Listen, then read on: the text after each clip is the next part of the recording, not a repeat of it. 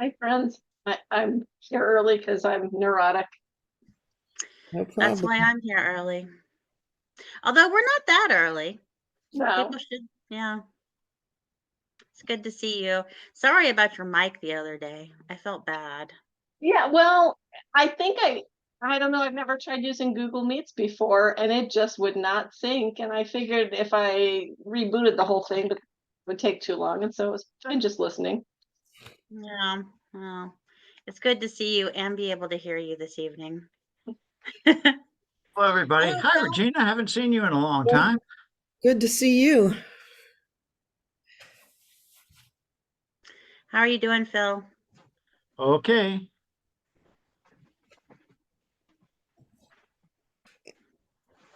I have this set so that the only people that can be chatted with are you, Wendy, and me at this point. Okay. I'm going to make you co-host. And when Rashid gets on, I'll make Rashid a co-host too. All right. Very good. I like the background thing you have going on. How did you do that? It looks like, a portrait or something. Me? Yeah, it's just black It's behind my you. drapes. It's the drapes across the dining Oh, room is the sliding glass doors. I haven't used backgrounds in ages. I don't even know what I've got on here anymore. I could well, find out. usually I hate them because, when you kind of move in and out of the picture, your ear disappears and stuff. And I was like, that's so good. I can see all of Regina's face and she just has a black background. I don't think I have any left anymore. I used to have pictures. Hey, Rashid. Well, shoot. I got Hello, Long time no an talk. image. Hello, indeed. Lori. Hey, Lori. Hi, everybody. Oh, Hey y'all. what do I got here? See if there's anything more interesting than what I have.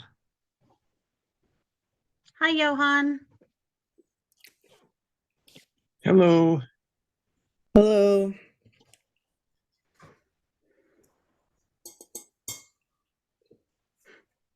Wendy, Mhm.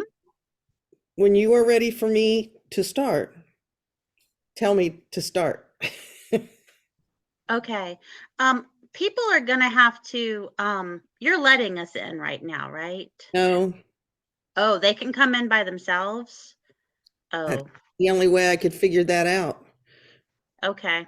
I couldn't let the panelists, I know who the panelists are, but I would have to refer to my list every time somebody popped onto my screen. Okay. You can create a panelist breakout room if you need to talk to them. Oh, that's a good idea. Yeah. Is that Or what you? do we want to pause the recording? Oh, why? No, we Or can't. edit it out later. Yeah, I'm just gonna edit it out later. Regina felt like she wanted to start it because I will forget. that way it will I definitely always be do. on. Like, no shame in never forgetting Yeah. to record a game. I Like, forget every single time, every time. yeah. So I will assign y'all to a breakout room. So it should be, oh, you mean for right now? Yeah. Is that what you want? Sure. Yeah, because I would rather people didn't come in while we're talking. So, Hi, Lynette. Johan, Katie, is everybody in the breakout room that's on here? Yes. Hi, Lucy. So you all are going to the breakout room and I'll try to get everybody else there if I can. I'm not sure that I can, but we'll try. Okay. Hi. Okay. Oh, I'm going to join room 1. Yeah. So you want us in the breakout room? Right.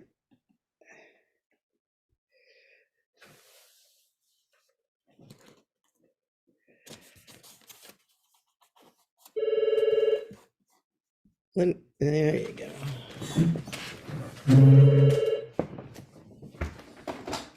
Good evening, Powell House. This is Regina.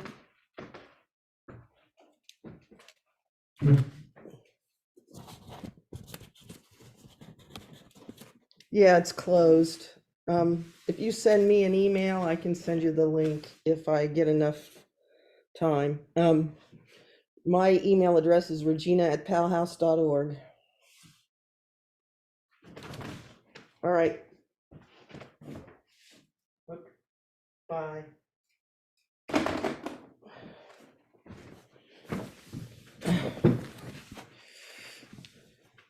Hello. Hi there. Are you one of the panelists? Panelists, yes, I am. Am I in the wrong place? I'm going to put you in the breakout room if I can. So, Okay, thank you. and Ashley too.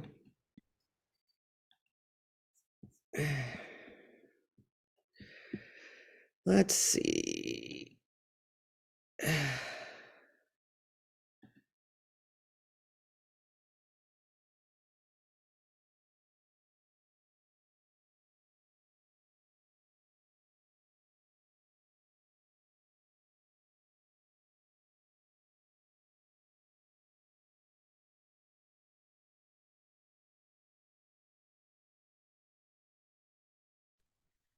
Regina, you're muted.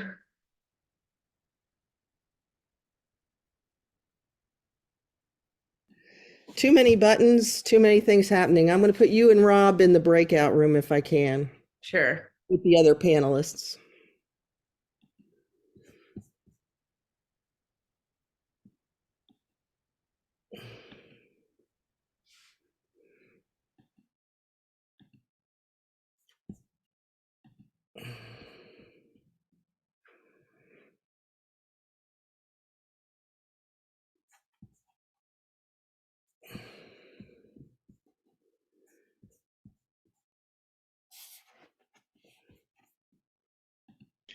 Do you need back in, Johan? Can't hear you there either. It's funny. Suddenly the audio's not working. I can't. I can hear you.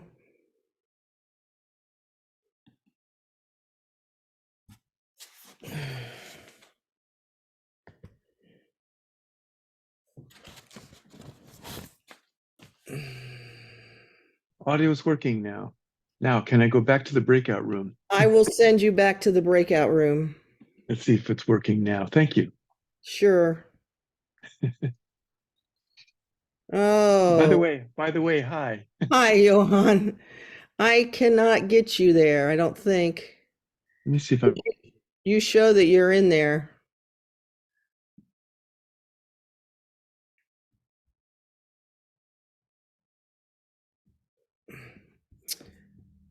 Hi, Christy. I'm going to put you in the breakout room with the other panelists. Sounds good.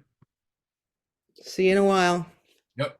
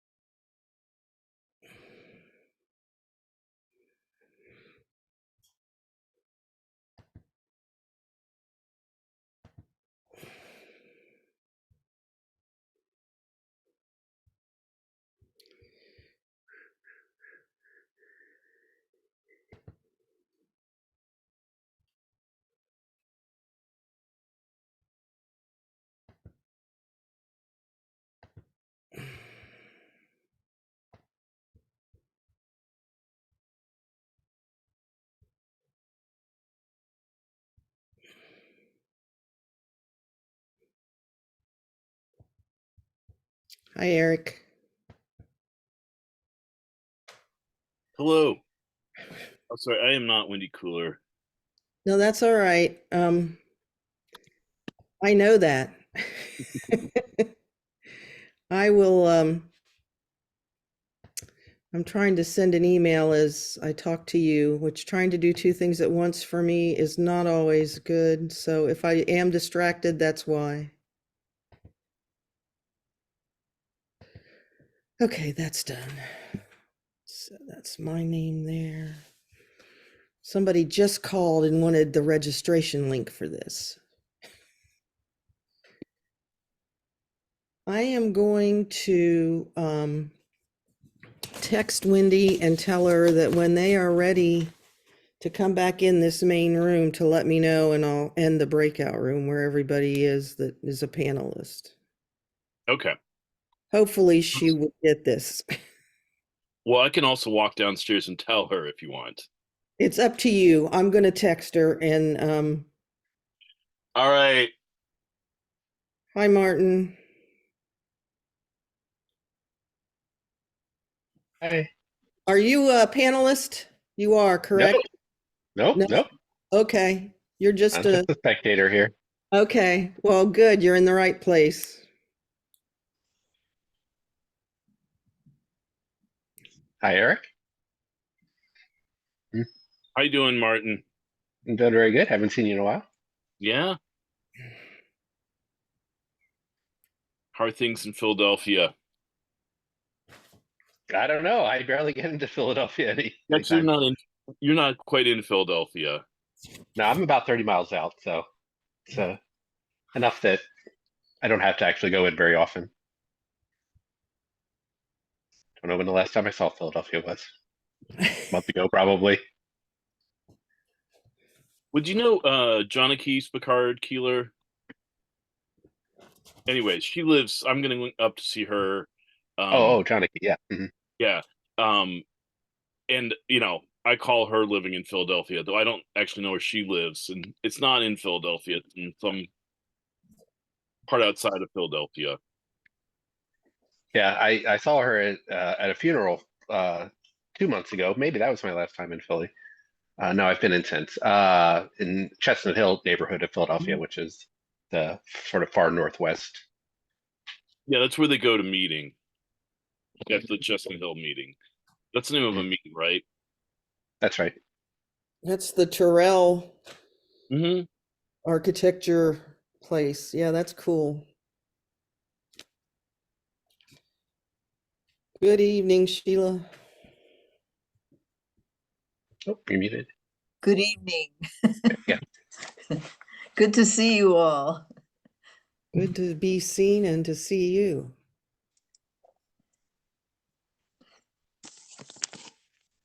I was wishing that I had gotten the breakdown of who all the presenters, all the panelists were earlier, because I'm dyslexic and it was a lot of reading to do very quickly.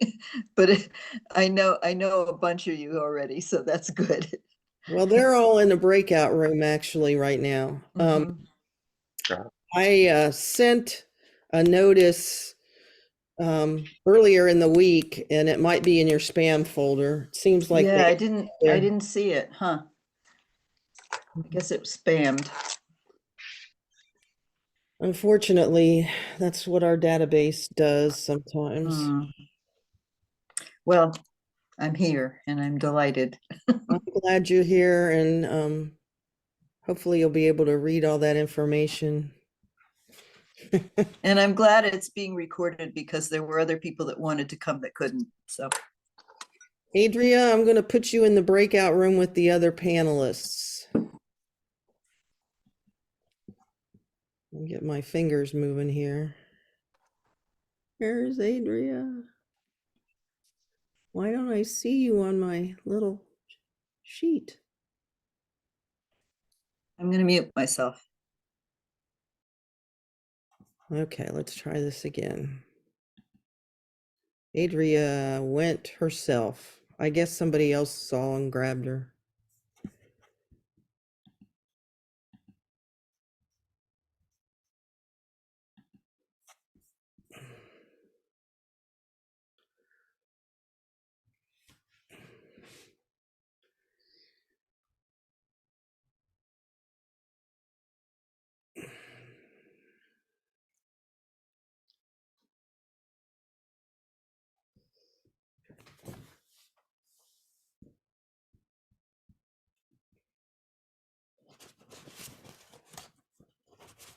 Friends, I can let you know we will start as soon as the panelists return to this room. So.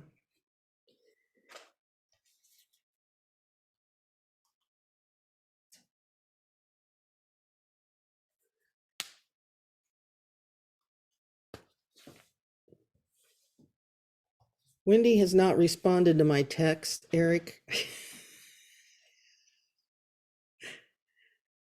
I can't hear you. What do you want me to tell Wendy? Tell her that when she wants me to close that breakout room, she should text me.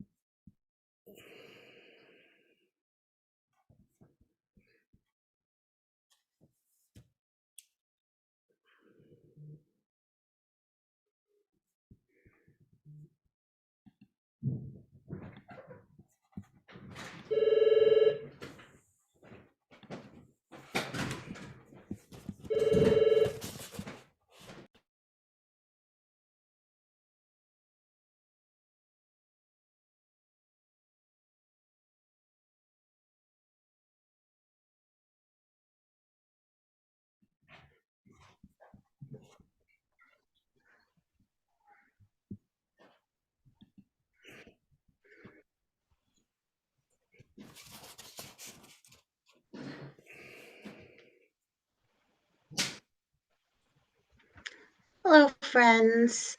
I'd like to wait a couple minutes to let people get here and get settled. So if you'd like to get up and get yourself some tea or something, please feel free to do that.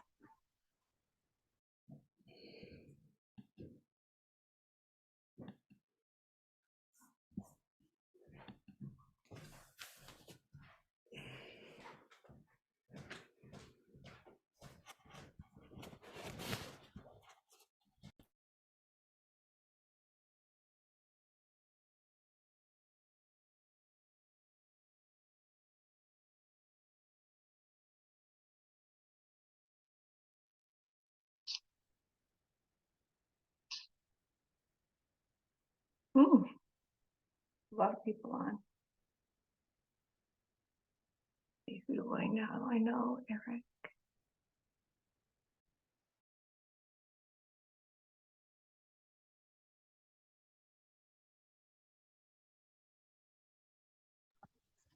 If you're just joining us, we're going to wait a couple minutes. We'll probably start at 5 after the hour. We're giving everyone a chance to get in and be settled.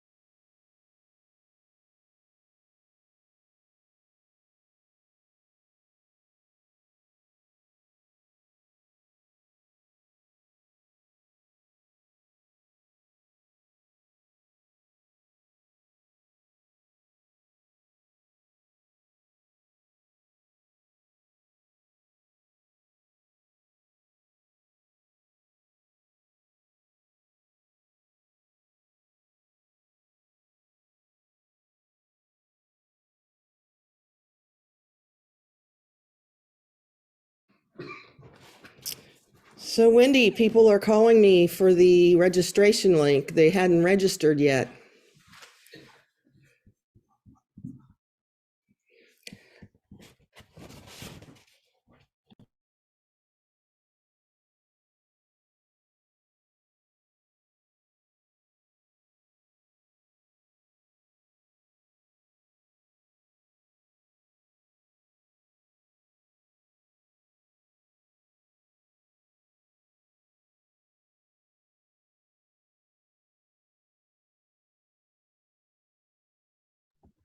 Hello, friends. If you're just getting here, we're going to start at 5 after the hour, so another minute. We're getting people get in and get comfortable.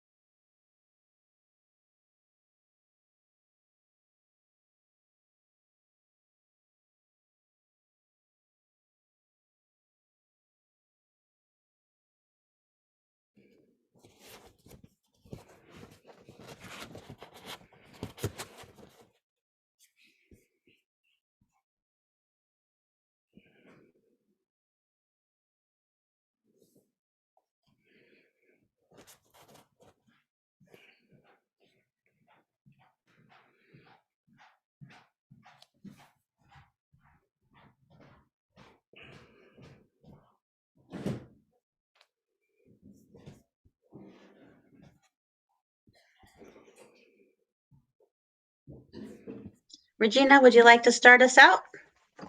Sure, thanks, Wendy. Good evening, everyone. My name is Regina Baird Haig, and I'm Executive Director at LCK Powell House. It's a pleasure and a privilege to be a part of this partnership that's sponsoring this event, as well as the other public ministry events that are coming up in the future. Powell House is located in Old Chatham, New York, on Mohican land, and we like to express gratitude and appreciation for their presence, both in the past and in the present. The spiritual foundation of Powell House is based on the sharing of radical welcome with anyone and everyone who visits our space. No matter where you come from, where you're going, who you are, what you believe, what you're looking for, you're welcome at Powell House. Welcoming opens both the givers and the receivers to being seen, accepted, and loved as an integral piece of the community that's built and lived into during the time that one spends on our 50+ acres. Powell House is a thin place where the separation between the present and eternity is permeable, almost negligible. Spirit is palpable and active in everything, in our programs, the beauty of this natural setting, and of course, among all those who were, are, and will be a part of this place. So please do visit our website at powellhouse.org and check out and register for any of our upcoming programs, including the next public ministry episode, which will be on storytelling on May the 16th. And if you're so led, donations may be made on that website that support this program, along with everything else that Powell House does in this world. I want to turn this over to Rashid from FGC and ask him to share. Good evening, everyone. Nice to see your faces. My name is Rashid Darden, and I'm the Associate Secretary for Communications and Outreach of Friends General Conference. Friends General Conference, founded in 1900, is an association of local and regional Quaker organizations primarily in the United States and Canada and some portions of Mexico. We people, generally know what FGC is, but I like to introduce people to FGC's vision statement, which I don't think we share often enough. We envision a vital and growing religious society of friends, a faith that deepens spirituality, welcomes newcomers, builds supportive and inclusive community, and provides loving service and witness to the world. Through Friends General Conference, we see Quakers led by the Spirit joining together in ministry to offer services that help friends, meetings, and seekers explore, deepen, connect, serve, and witness within the context of our living faith. We have been working at FGC with Wendy since last fall on a series on our website about public ministry. And we are so grateful that Wendy has given so freely of her gifts so that FGC may engage in a year-long conversation with the community about the topic of public ministry. Now, selfishly, I wanted to get involved in this because it helps me in my role at FGC determine, well, are we going to start doing a public ministers directory again, or are we going to do something different? Are we going to change up what it could be? And these conversations help inform our future practice as FGC expands in connecting and communicating. And we hope to connect with you this summer at our gathering, which will be at Haverford University. Haverford College? I'm tripping. College? Okay. College. Ooh, thank you. I'm just upgrading everybody. Like people call me doctor sometimes. I'm like, please stop. No more school. We hope to see you at Gathering, which will be June 30th through July 6th, with some optional pre-gathering retreats if you're interested. Our website is fgcquaker.org. I'd love to see you there. I'd love to see you virtually. I'd love to see you around. But someone who I am delighted to share with you this evening is my co-conspirator, Wendy Cooler. Thank you, Rashid. Thank you, Regina. I'm so happy to see all of you here.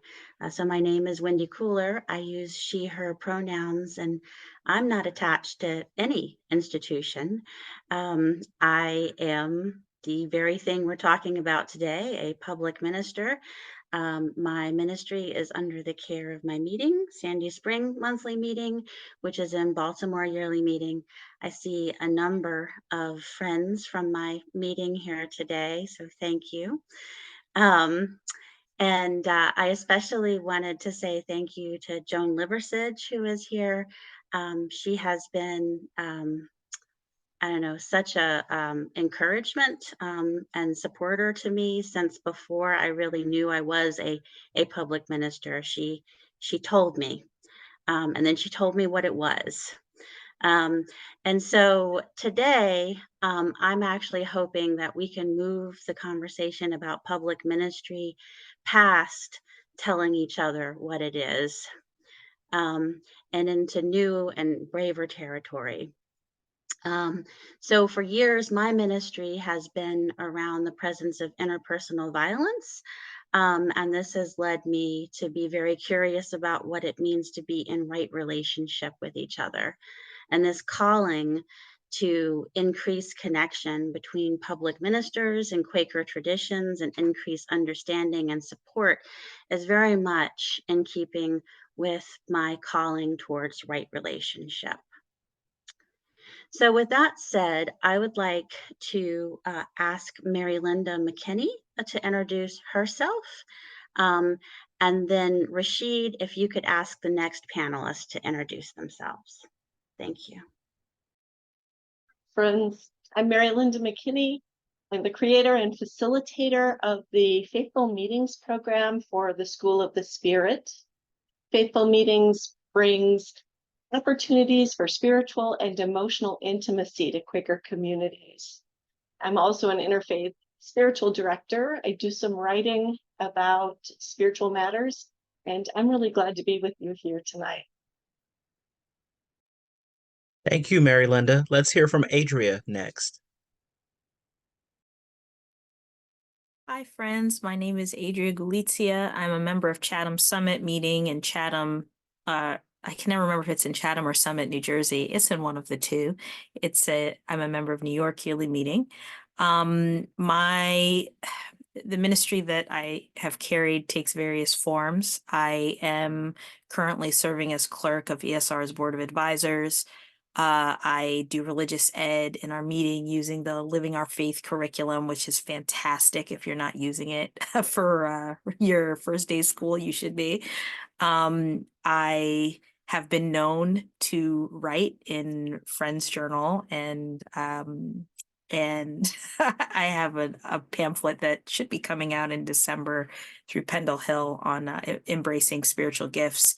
And I am working on a class with School of the Spirit in collaboration with Joanne Newroth on God's promise fulfilled. How can we live faithfully in a world that seems to be falling apart?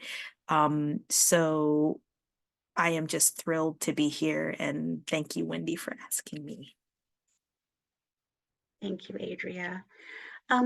Judy, are you here?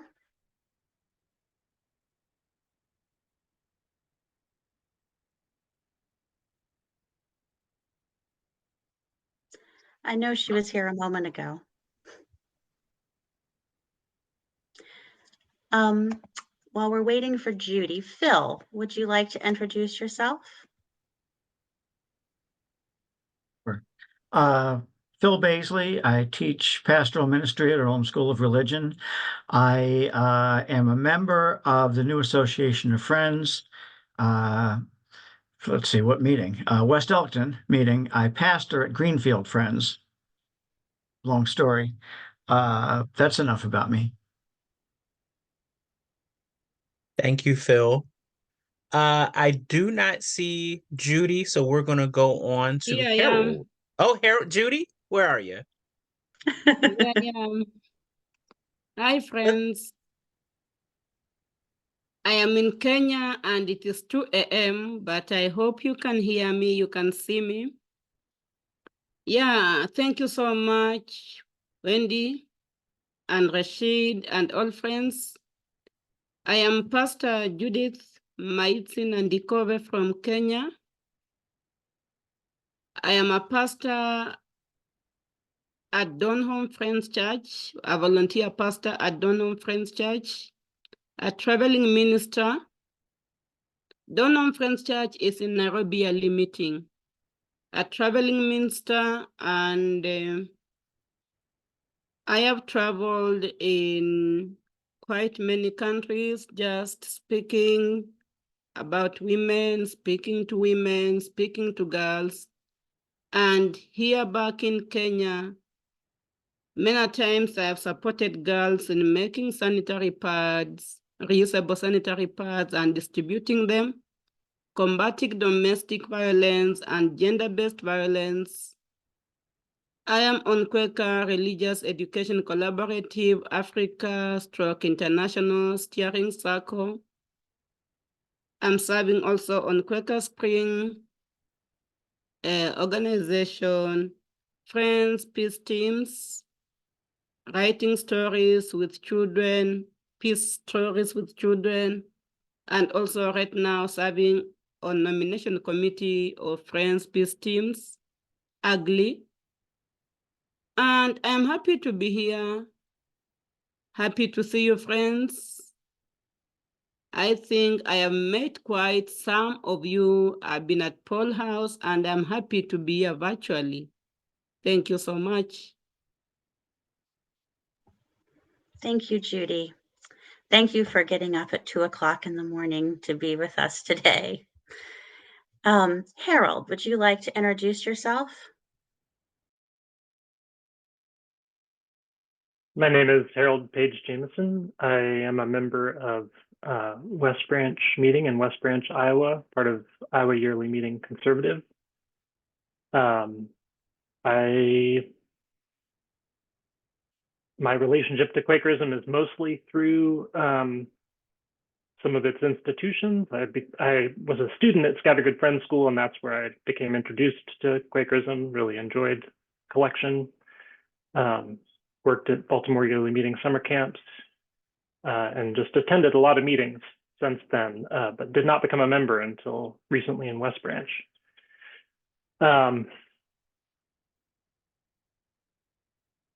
My ministry is mostly about our testimony of that of God in everyone, and the statements or the ideas about equality that arise out of that, in contrast to how we actually treat each other, how our institutions treat our employees and workers, and the way that if you start really asking questions about classism and equality in our institutions, it gets very uncomfortable very fast.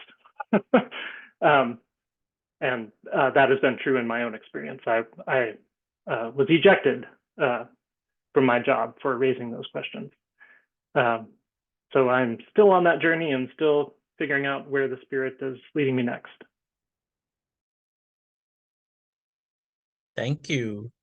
Let's hear from Christy next. Good evening, friends. My name is Christy Randazzo. I use they, them pronouns. I am located in Pennsauken, New Jersey on Lenni Lenape territory, right across the river from Philadelphia. And my ministry in Quakers at this moment is mainly as a theologian. I think I'm one of the few people who claim that I'm specifically and explicitly a Quaker theologian. The idea that Quakers have theology and that it needs to be developed and put in relationship and conversation with especially the rest of the wider Christian world is sometimes shocking for friends.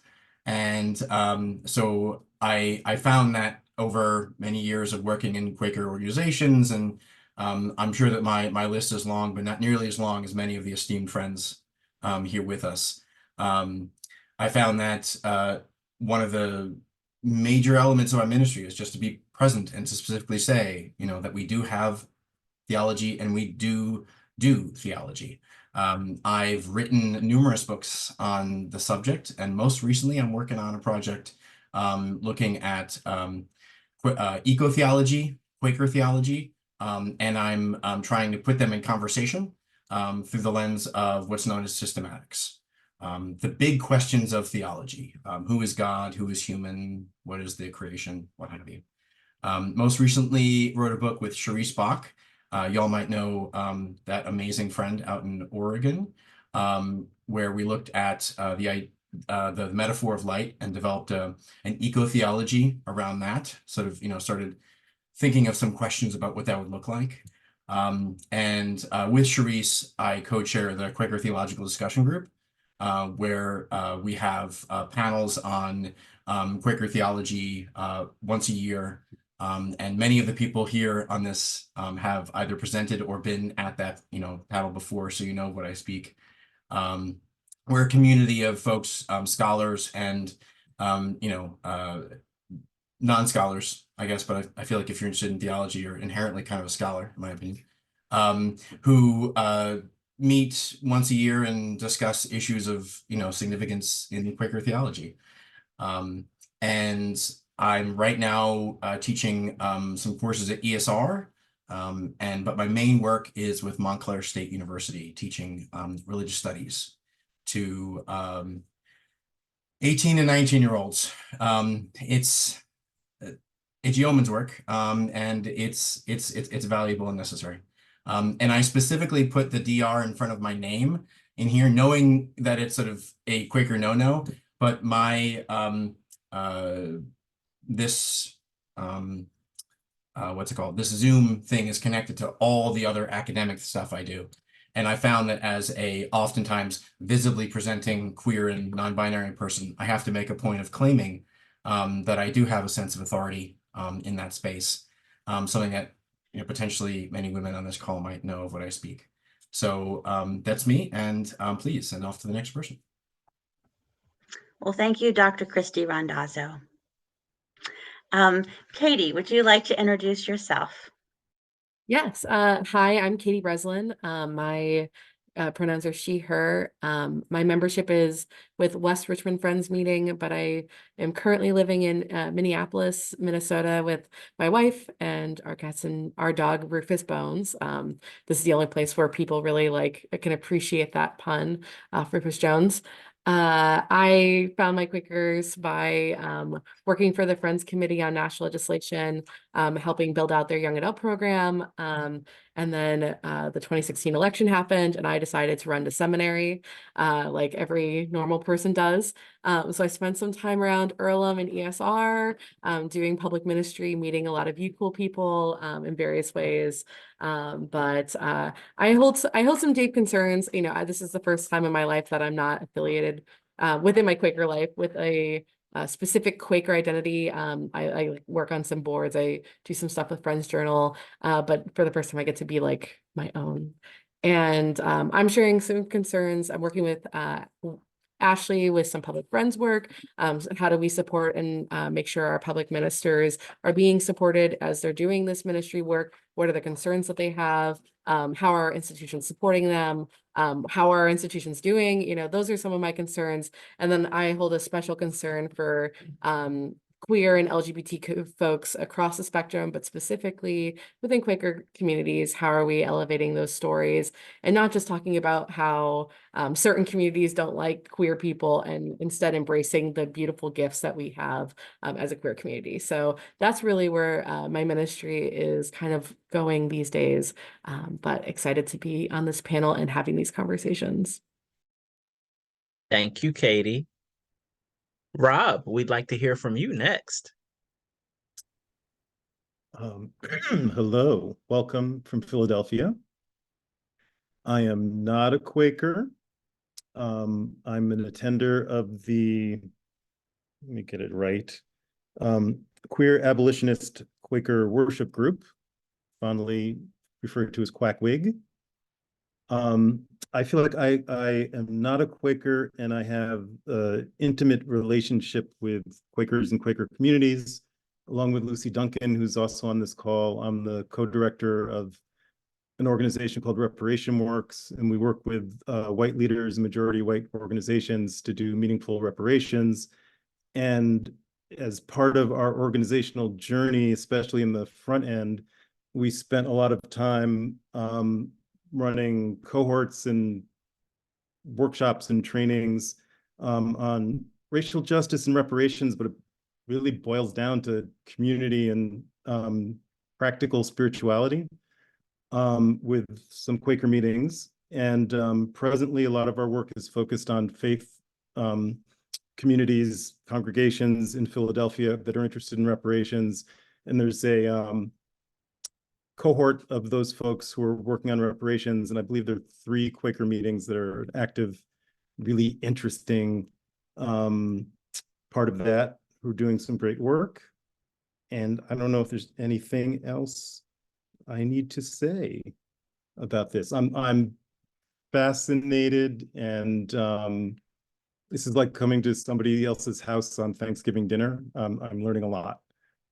Thanks. Thank you, Rob. Ashley, would you like to introduce yourself? Hi, friends. I'm Ashley Wilcox, and it's good to see so many familiar faces. I am currently serving as the interim pastor of New Garden Friends Meeting in Greensboro, North Carolina. My ministry has gone in lots of different directions. I started out at Freedom Friends Church in Salem, Oregon, and was recorded by them in 2013 as a minister. I moved to Atlanta to go to seminary, and then here, and wrote a book called The Women's Lectionary. And things that are really on my heart right now in terms of ministry are supporting women and queer people, especially in the recording process. And I received a grant from the Louisville Institute this past year to work on that. And so I'm going to be writing a recording process that meetings can use. Because I hear there is a need for that, and I hope people will use it. And Wendy and Katie are helping out on that too. So good to see you all, and I look forward to tonight. Thank you, Ashley. Lynette, we would love to hear from you. Thanks, Rashid. Welcome, everyone. My name is Lynette Davis. I use she, her pronouns. Formally, I am Sister Lynette Davis. I am a member of Ujima Friends Meeting, and I'm also a vowed sister with the Sisters for Christian Community. To my knowledge, I am the first and only Quaker sister among other Catholic sisters. And so I suppose a part of my ministry is interspiritual bridge building. That came as an offshoot. It was not intentional, but that's the way the Spirit leads, and that's where I'm following. I am deeply concerned about the deep soul hurt of friends, seekers, and how that deep soul hurt is experienced in the world. Because of that concern, a lot of my ministry revolves around the work of transformative love, and that translates into a lot of study and writing around a love ethic, as well as holding space for grief and lament. And I do that as a spiritual director. And also I'm working on being able to hold that space in other capacities as I do more and more work around grief and lament. I am also a retreat leader and workshop facilitator, and I mainly work in suicide prevention and creating mental health literacy for the governments that be. I think that's all I'll share for tonight. Thank you. Thank you, Sister Lynette Davis. Jess, are you here? Johan, would you like to introduce yourself?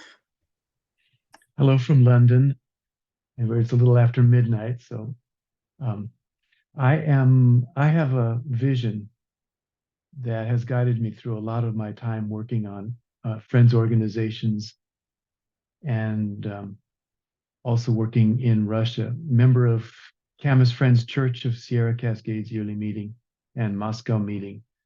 My vision is building a trustworthy church. Tonight, my special concentration will be listening carefully because I'm a member of the Nurture of Ministry Committee of our yearly meeting, which in other yearly meetings is sometimes called the Recording Committee, to nurture, encourage, record, and support people in public ministry. So that's what I'll be listening for clues for tonight. Thank you. Thank you, Johan. Hi, Lucy.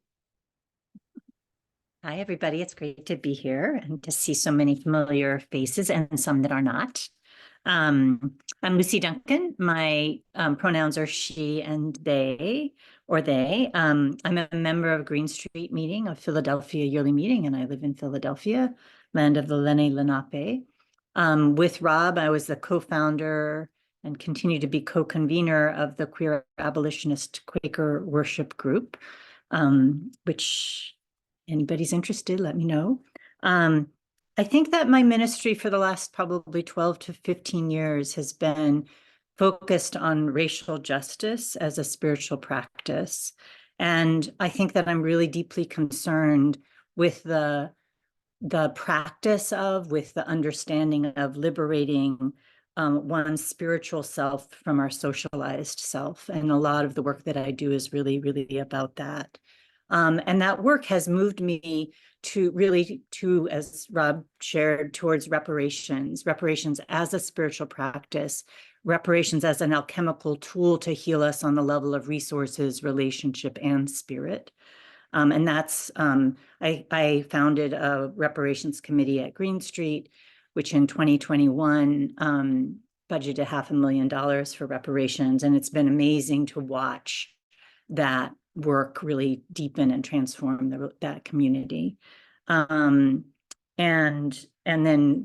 as Rob said, we are the co-directors of Reparation Works, which is focused on a campaign of the spiritual community to get 100 majority white congregations sincerely engaged in reparations. So far, we've got 15. And our mission is together we create a thriving, lush Philadelphia through the sacred power of reparations.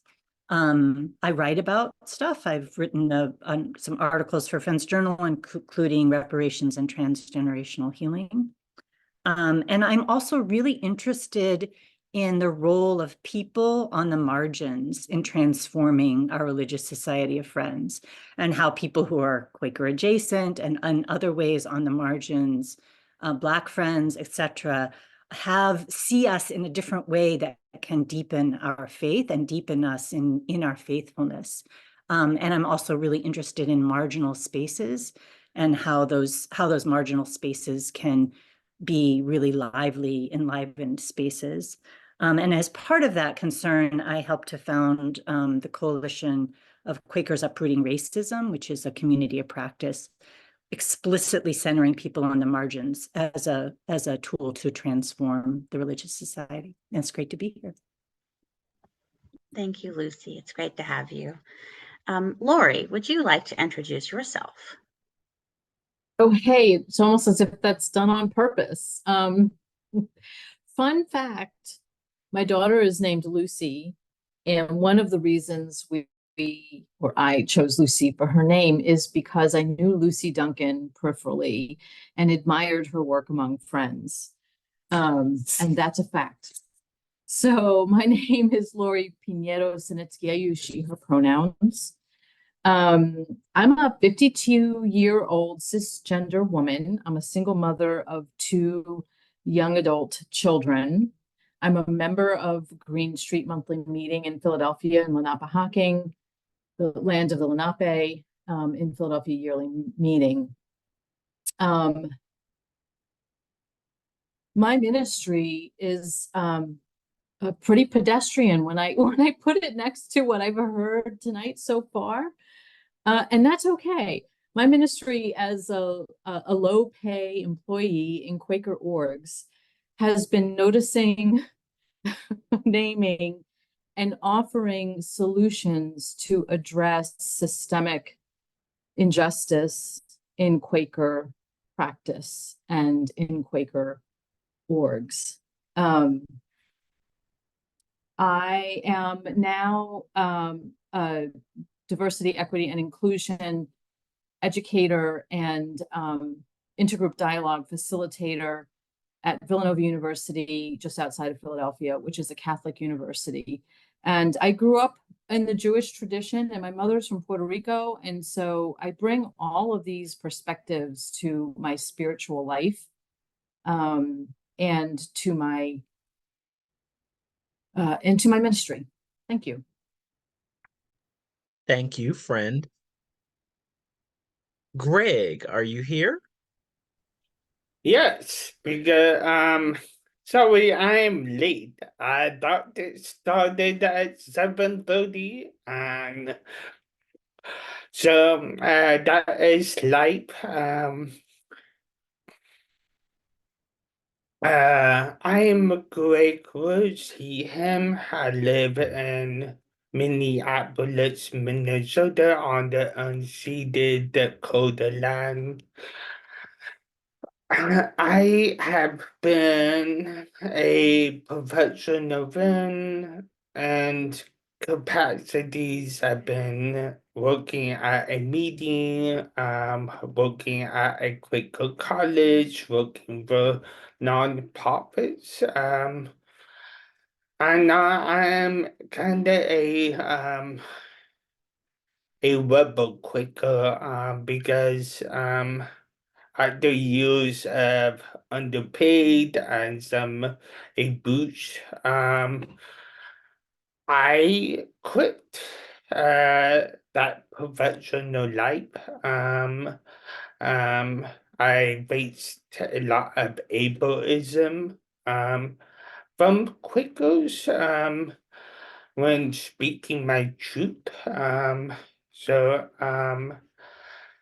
I am interested in oppression and justice, and especially toward disability justice and the intersection that plays with race and disability, because of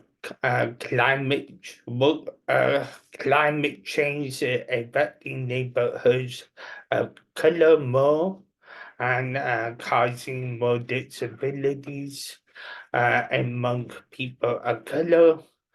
I am also concerned with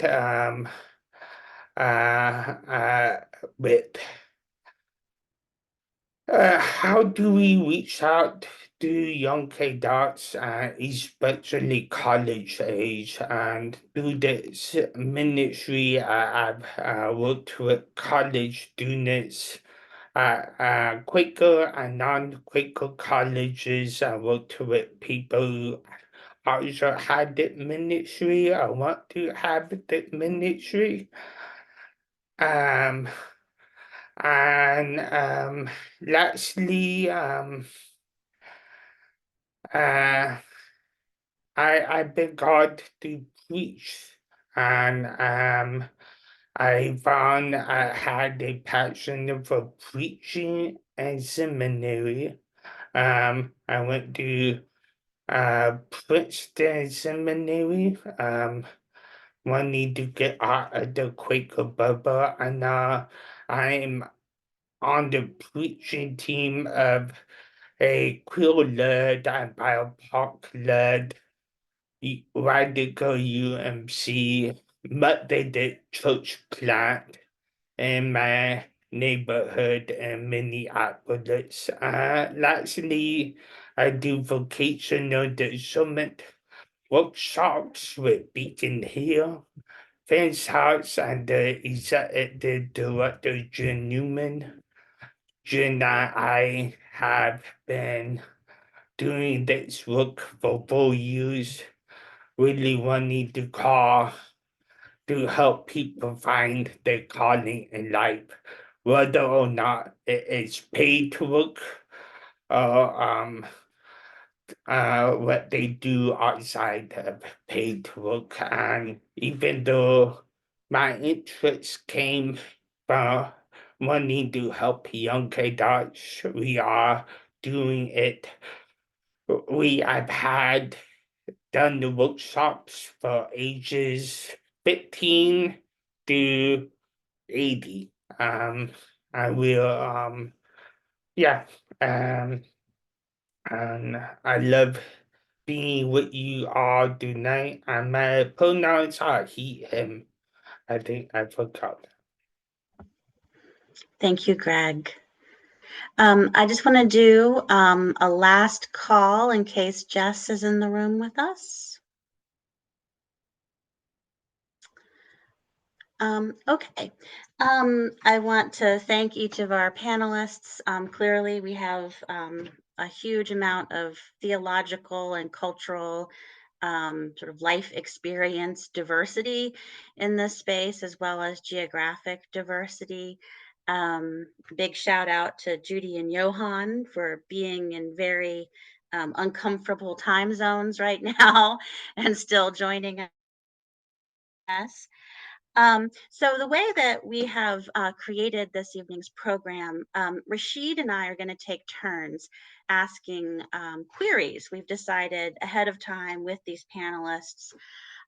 So we have 4 queries, and we have specific panelists that we are asking to kind of be a mini panel for us for 15 minutes each to respond to these queries. So the first thing I want to ask, and this is for Mary Linda, Adria, Judy, Phil, and Harold. I'd like you to consider how you understand the diversity of ministry and spiritual gifts among Quakers.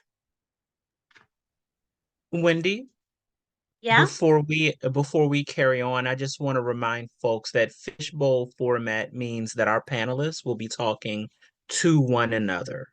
So they will not necessarily be stopping for questions, but we hope that you enjoy their conversation with one another and are edified by it, and perhaps save your commentary for our breakout groups at the end of our time together. Thank you, Rashid. I appreciate that. We've talked about it so many times now, I forget. So I'll repeat the query for Mary Linda, Adria, Judy, Phil, and Harold. How do you understand the diversity of ministry and spiritual gifts among Quakers?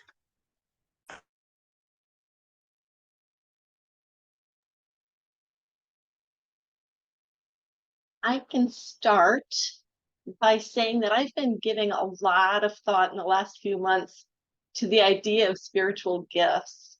And I've come to understand that spiritual gifts are not about skills or talents as much as they are about the energy that God wants to give us that work through us. So a person may have a talent or gift for a particular kind of ministry or a particular task that needs to be done. But if they don't have the energy for doing it, then they're not going to really, it's not a ministry. But a person may have no skills or abilities, but be given the leading to do something. And if they're willing, if they give themselves over to the divine, so the divine can work through them, I think God gives them the skills and talents and the people, the support, the knowledge that they need to do that work. So that's kind of where I am with the idea of gifts. Anyone can be given a leading, and it is on each of us to follow where God is guiding. And be open and curious about what God is going to make available to do that work.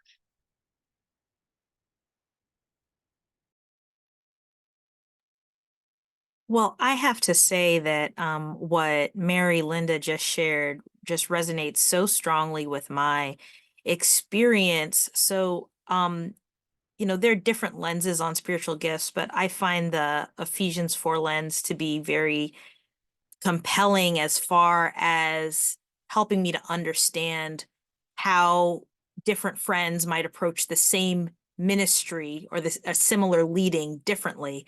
And in Ephesians 4, you have the apostolic gift, which is kind of like the launching of new ministries in response to the needs of the moment. You have the prophetic gift, being aligned with God's will and declaring it and living into it. It's a love of holiness and truth. The evangelistic gift, which is sharing the good news and inviting people into a close relationship with God. The shepherding gift, which is embodying that love through community, and the teaching gift, which is really clarifying truth in an edifying way and bringing people into a greater understanding of the world that God has given us and how it is ordered. And so that has been a lens that's helpful for me in helping to understand conflict, because sometimes these gifts come into tension with each other because none of us was made to understand in fullness what God is offering us and inviting us into. We need each other, and we need each other's insight and leadings and ministry to more fully understand. But when I did a spiritual gift inventory, so I started an interest in spiritual gifts in Friends of Jesus Fellowship. Hey, Christy, about 10 years ago. And I did a spiritual gift inventory, and the way it divided it was you had your top 5 potential active gifts. This was out of a list of 30, and your top 5 potential latent gifts. And the active gifts is like, what are you already doing to embody the kingdom of heaven? And the latent gifts is, what should you explore that God might be calling you into? And my number one latent spiritual gift was evangelism, which I found horrifying as a middle-class kid from the New Jersey suburbs. Evangelism was like tent revivals and people knocking on your door, and that kid in high school who asked me if Jesus Christ was my Lord and Savior, to which it was like, well, how is that any of your business? And so it was just very like, no. And fast forward, I was at a conference from Monday through Wednesday, and a question came up when we were sharing our perspective. And I said, you know, my faith is very important to me. Being a Quaker is very important to me. Following Christ is very important to me. And then I kind of led into my example, which was related, and had the people who came up to me afterwards and talked about how meaningful that was and shared their own testimonies was just mind-blowing. 10 years ago, I couldn't have done it. And so letting go of my image of myself and leaning into what God was inviting me into, even though it is always scary. And sometimes I'm like, well, you guys are going to think I'm ridiculous. But I guess here I am being a fool for Christ. So thank you for saying that it's not about the skills, Mary Linda. It's about the leading. It's about the calling.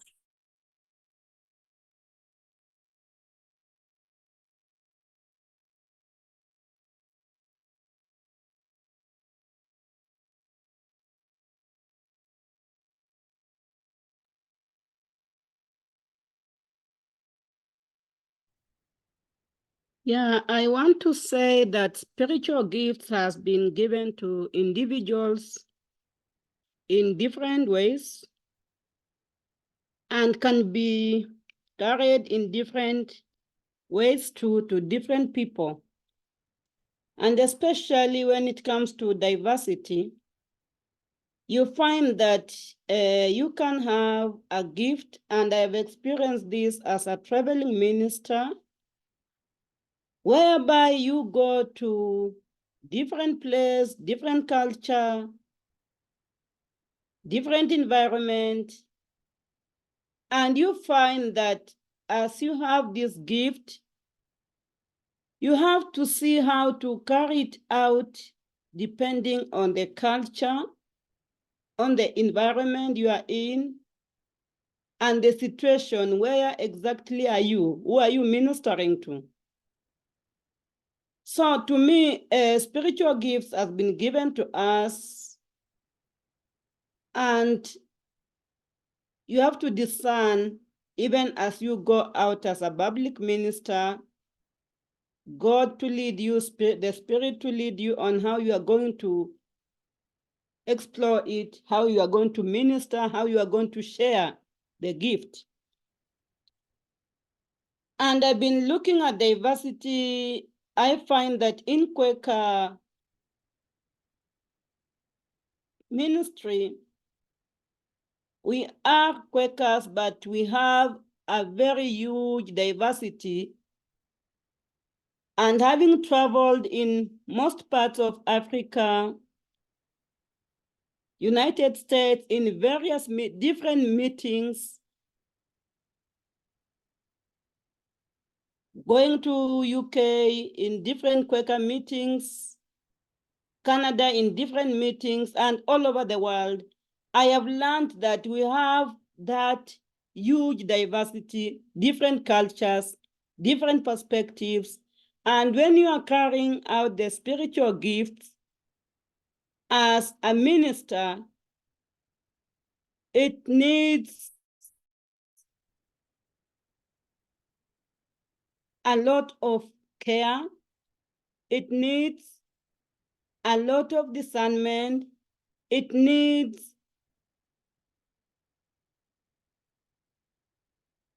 I can say it needs Holy Spirit to guide and to lead you on how you are carrying these gifts, depending on where you are, with whom you are with, and the objective to be achieved at the moment. So I have learned that as ministers, as we share the spiritual gifts we have been given, we have to understand multicultural, we have to understand the diversity, we have to understand ourselves better,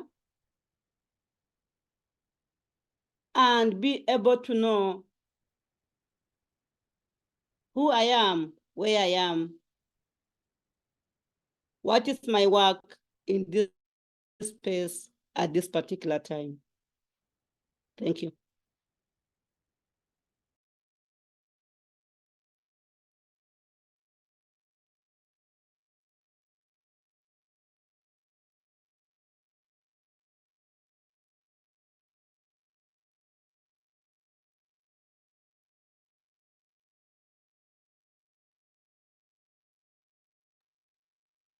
Bill or Harold, do you have things that you can add to this conversation?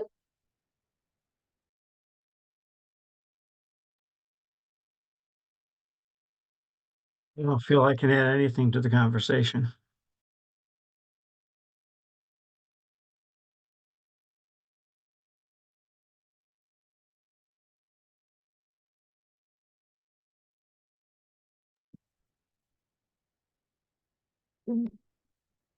Well, it is a panel discussion, and so I'm going to discuss a little bit.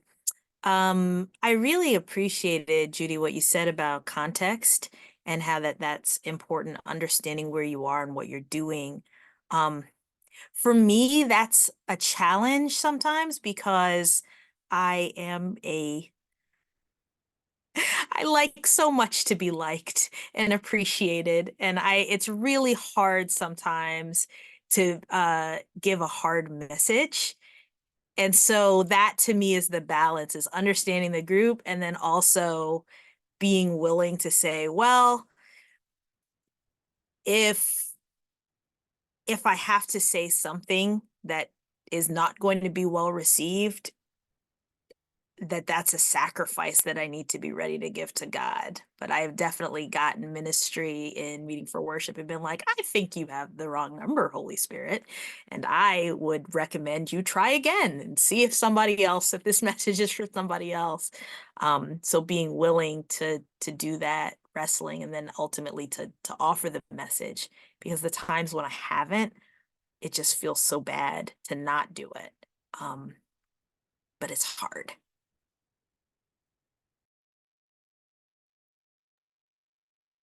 If you wouldn't mind me jumping into the fishbowl just for a minute.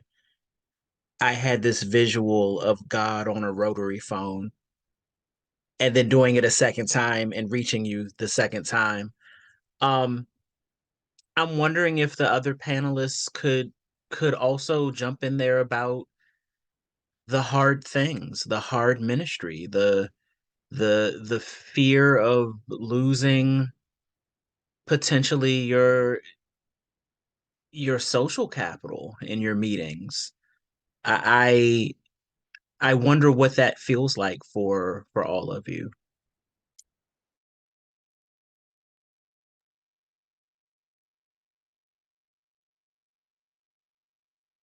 For me, it's about relationship, the primary relationship being between myself and the divine, and also myself and myself. I have to get my ego stuff out of the way, and I think that's what Judith was talking about. I have to identify all the blocks that I'm carrying and get them out of the way so that I can be present to what the Holy Spirit wants to come through me. If I don't do that, then it's my ego doing it, and that's not useful to anyone. Sometimes that's not possible, but I think it's our work to do as much as possible.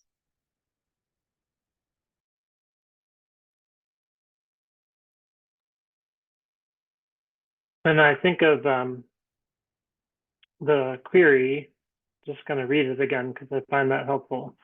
How do I understand the diversity of ministry and spiritual gifts among Quakers? And thinking just of what Mary was saying about getting out of the way. The word diversity to me in this context asks me, how am I out of the way for other people? And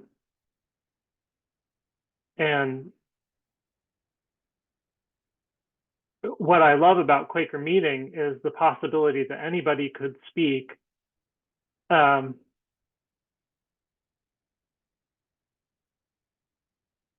don't really think of it as having to do with Quakers in particular. Like, I think we can go through life thinking about how we can get out of the way for other people, how we can sort of unlock things. Or so the idea of gifts, there's a giver and a receiver, and I think ideally, like, there's nobody who owns it, right? Like the gift is not something that somebody owned and then gave to you and now you own it. It's more about like allowing things to be how they could be.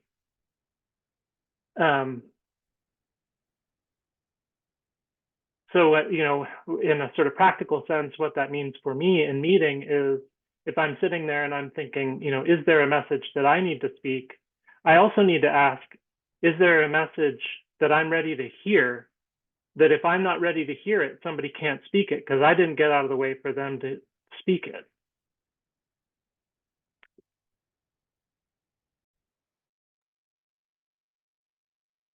Thank you, friends. We really appreciate this this opening volley, if you will.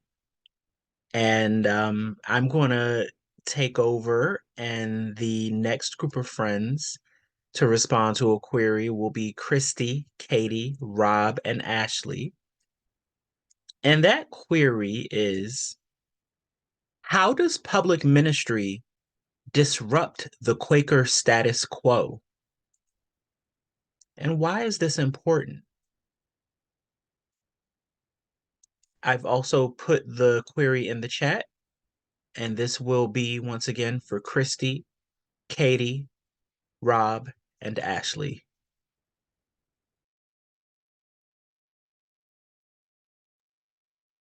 So Um, I can start. Um, Chrissy, we're probably on the same page, which is that we have to define the status quo to answer the question. Yes.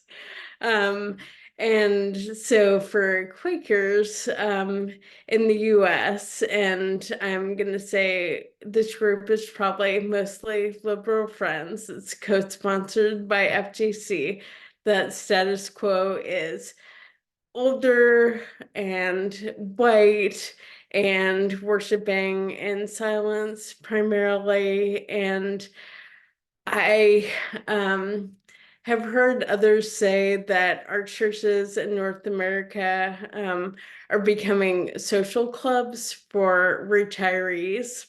And I worry about that with friends, that we're just joining with like-minded people who look like us and act like us.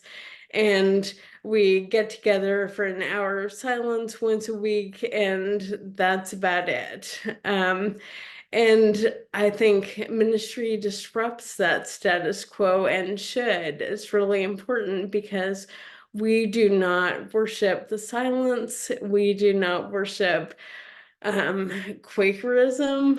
We do not worship any of those things. We're there to listen for the voice of God and do what God is telling us to do. And if we're not doing that, then we're not being faithful to what we're called to as friends. But so often we get into this, Quakers don't. Anytime there's a new ministry, anytime there's a suggestion of something different, it's Quakers don't do that, and a big discussion of what Quakers don't do. And I think we need to disrupt that.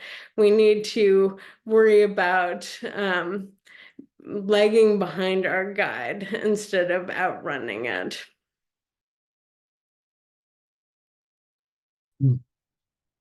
Thank you, Ashley. And I guess I've been thinking about this for most of the day because Wendy sent these queries out earlier, and the whole time I'm cooking dinner, going like, what am I going to say?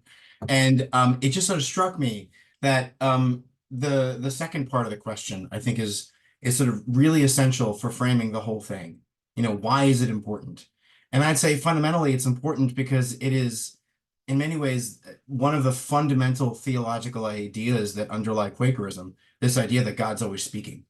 You know, you could call it continuing revelation, you could call it, you know, what have you, you know, but fundamentally, since the very beginning, you know, since, you know, George Fox and Pendle Hill, and then of course you got, you know, Margaret Fell, and you know, how she hears him in the middle of the sermon, and the whole thing, you know, it cut me to the core and all that. Like, fundamentally, Quakerism is about breaking the status quo. It's about cutting through. It's about listening to a God who speaks constantly and is constantly seeking to have us listen and adapt and react accordingly.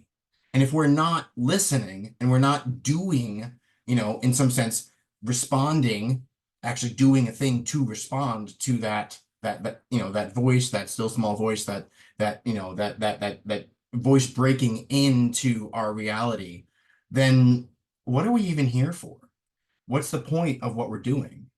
You know, we're not Quaker anymore. We're something else. We're a meditation society. Because if we are listening to God, then fundamentally the status quo is going to change. It's going to require change. It's going to demand change of us. So, I mean, I would say that, you know, the importance is sort of the whole thing. You know, status quo, we can become and have become in many ways, a rather conservative tradition. You know, if you've ever tried to explain to somebody, you know, how Quakers teach, you know, when one should speak in meeting, it is astonishing how much you get this response of like, really? And you try to explain, there's like this one image of this famous wheel where like you have this decision, then you have to make this decision, and you have to make like decisions before you decide whether it's okay for you to speak what you are certain God is calling you to speak. So we're so afraid, to a certain extent, almost of having the status quo being broken, that we've so just channeled this ministry into this like this very specific framing that we actually oftentimes have entire meetings where somebody can speak of the number of messages that have been given in meeting in terms of like numbers per month as opposed to numbers per week, which again, I don't know God's entire inner life, but I feel like God is likely speaking far more regularly than that, regardless of our numbers. So I think that, if we think about like public ministry being this representation of like maybe Quakers who are, what public Quaker means to me is the fact that I make a point of saying I'm a Quaker theologian. I make this, this insistent sort of claim that I am this tradition. I come from this space, and I'm doing so in a public facing way in other settings as well. I'm not just Quaker on Sunday or amongst you absolutely lovely people. I'm Quaker all the time. And again, one would say that is fundamentally what we're supposed to be as Quakers. That Quaker testimony from the very beginning was just the testimony of you being Quaker in the world, through your actions, through who you were. It's almost like a Wi-Fi signal that just sort of kept sending off from you these signals that people could see and experience you and learn who you were and learn who you were about, following the voice of God, through your actions, through how you lived in the world. So, I mean, I might sort of maybe return and say, Quakers are kind of all called to be public ministers. And those of us who claim a public ministry, we should be sort of, filled to the brim with other people who are doing the same. But I'm going to shut up now. Thanks, Dr. Christie. Ashley, no, sorry, Katie. I just want to make time for everybody, but I want to say something that is kind of in response to Dr. Christie, and it is going to be glib, but I think it must be said. I think that God speaks a lot at our meetings if one thinks that God is National Public Radio.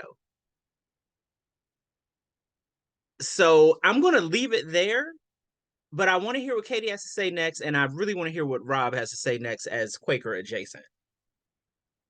And Rob, if you feel called, go for it. Okay. Preamble, disclaimer, I picked up terminology and some Quaker theology, but I'm sure I'm going to botch things. So the question, how does public ministry disrupt the status quo, is a question from the inside. I'm just minding my own business, and some people have come to me and Lucy and said, we've got a spiritual opportunity and problem that we'd like to chew on. And for me, I'm both collaborating and in some previous configurations of work. It's work, so I'm getting paid to do it. So for me, it's just, this is a great set of people to work with. It's a robust community. From your side, I'm a hireling priest, and it's not comfy. It's not comfy to be engaged that way. So I don't know what it's like to be on the inside and try to support yourself as a public minister, but I can tell you from the outside, I've had experiences that are just, I've worked in the corporate world, just horribly humiliating and brutal and relentless, to get to the point where, help me help you.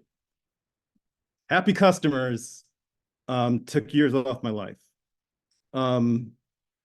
So that's one rant.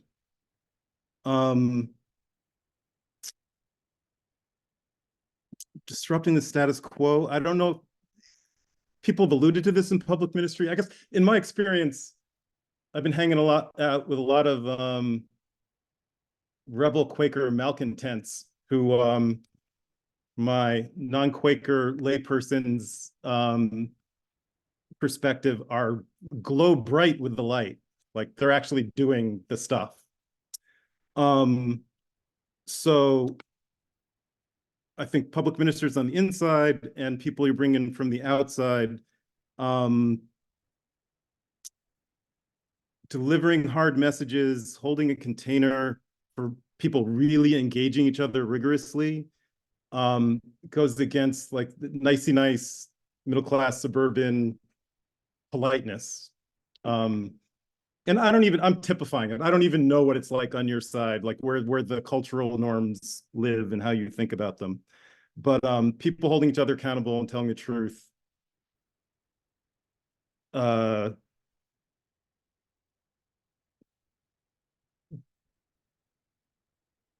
It's amazing the people's deep relationships, love, have taken care of each other on all sorts of different levels for decades, can't hold each other accountable when we start talking about race and structural systemic stuff.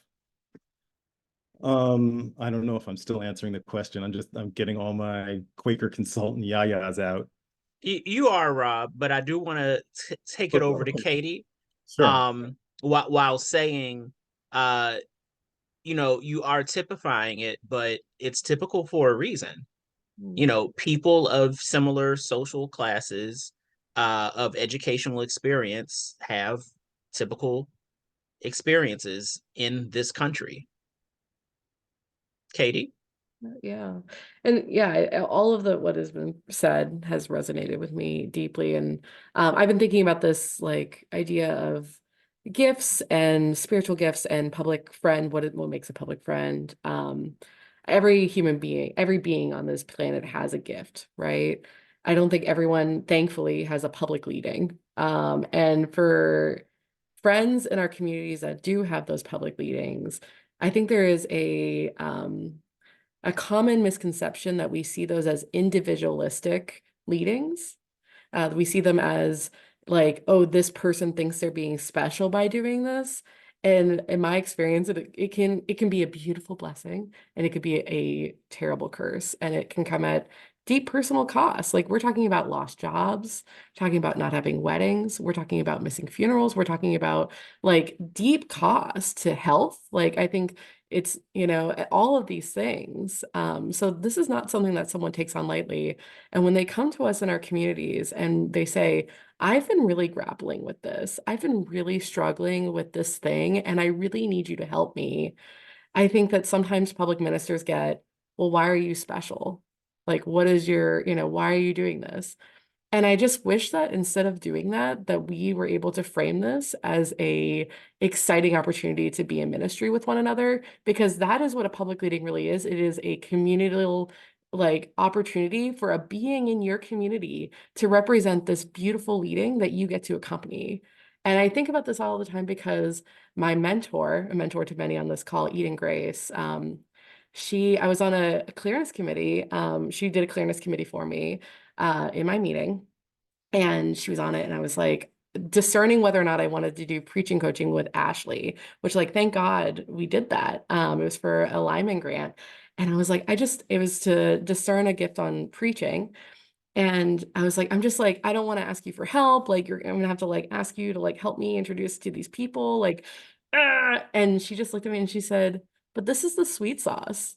Right. And that to me, like, if we embrace that when we're talking to people, instead of being like, oh, like, this is such an inconvenience. Like, no, like, this is great. Like, what a great way to spend a Thursday talking about all the amazing things that are happening. And I hope that we can do that. And I think that if we did that more people would want to be around us instead of being like, well, now I have to bring it to this committee, So yeah, that's what I have to say about this. So, Katie, do you think that the status quo is the negative reaction the status quo? Yeah, like what a bummer religion, man. Like I truly, and I think it's like, and I love you all, and there are so many places that I've had like great, beautiful moments of joy. And then sometimes you go to someone, you're like, I want to get married, and someone like bashes you in the face, right? And you're like, what? Like we could have this like fun thing. We could be part of this like beautiful community. And yet like we're like talking about logistics of like someone said something like 100 years ago. Like, what are we talking about? Like, God is clearly leading here. You can see it vibrating out of the room. Why are we squashing this with process? Like, come on. Like, anyways, yeah. So the disrupting the status quo is maybe embracing and being a little okay with some mess and recognizing that like maybe God is leading us and we should follow that. I don't know. So be more cheerful. Oh, not like more cheerful in like a gross way. Like we talked about that in Friends. Yeah. Read that article, but like be excited. I don't know. We'll figure it out. Someone will wordsmith this later. Thank you, Friends, I Katie. know I'm not one of the recognized among you, but quite frankly, part of our job is to be do collapse for a constipated community. Thank you, Leslie. So Katie, I just want to say, oh my gosh, what you just said is so speaking to my experience in public ministry. It is the most rewarding and most painful thing I think I've ever done in my life. I feel very much called by God, called by the divine inside of me to keep going. But it has been exhausting and it has been very expensive in many ways. It's been financially expensive, it's been spiritually expensive, it's been socially expensive, and it's also been expansive. Similarly, I can't say that I have any regrets, but I do have a lot of frustrations. That actually leads us very well into the next question, which is, what would the ideal educational, financial, or spiritual support systems look like for you? And this question is for Lynette and Johan. We're missing some panelists, and I feel like this is a question that many of our panelists probably have feelings about. So I'd like to prioritize the voices of Lynette and Johan, but I'd also invite responses from our other panelists today. And again, that is, what would the ideal educational, financial, or spiritual support systems look like for you? I'll jump in if that's all right. I'll try to answer this very practically. One of the ways that I feel is lackluster within Quaker community, within all three possibly, is that support seems to be dished out to people who are already aware of the resources available. If someone is new to Quakerism, if someone is of a marginalized background, meaning not only are they possibly BIPOC or QT, BIPOC, or just LGBTQIA plus, period, they do not have access to the same resources and the same knowledge base as the majority of a meeting. And the majority of a meeting is typically white, middle to upper class, and educated. So with that being said, when there are educational opportunities, one of the first things someone from a marginalized community, and I'll speak for myself, will notice is that the educators do not look like them. They do not have the same experiences because of the socioeconomic disparity, and therefore cannot always relate to the content in the source material that's being taught. The reason why that sometimes is an issue is because when we are then invited to a table, we're not being invited to a table for who we really are, but to be a Black face or a caricature to a table, to regurgitate the information that's already available. And that's not true diversity. That's just basically having a face. So I'll say that. And financially, just as I was sitting here listening to some of the things that people were bringing up about the grant opportunities that they have most likely fought for. But I want to point out that I think that it's beautiful that you even knew about the grants in the first place, and that someone from a marginalized position may not know about the different Quaker opportunities, and that's because they're not shared. Just like when you're in a meeting, and this goes to answer the spiritual side, the only time that you understand what it means to be a Quaker in the meeting is when you're chastised or eldered. And so I'll start with that. I don't want to get too long-winded because I want to be respectful of everybody else's time and their opinion.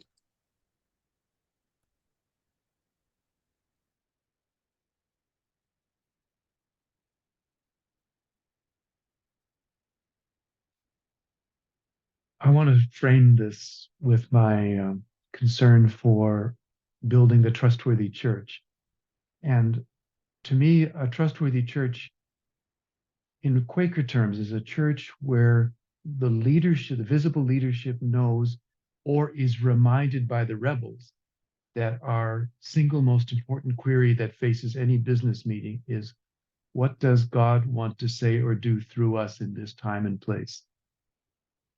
And if that spirit prevails, whether through custom or through conflict, then people need to also be aware that the rawness of their leadings need to be welcomed. People can operate from passion, from ecstasy. They don't have to speak like a tape recording. And I want to give a case study of when the meeting that I was part of in Richmond, Indiana, First Friends, was faced with the question by the tax refusers in the meeting as to whether the meeting would take the tax refusers, people refusing to pay the military part of their taxes, would take them into their care and exercise discipline or accountability for them while approving of this witness. And First Friends was not a meeting that you would predict would be supportive of that, but the spirit of asking what God wants us to say and do in this time and place was present.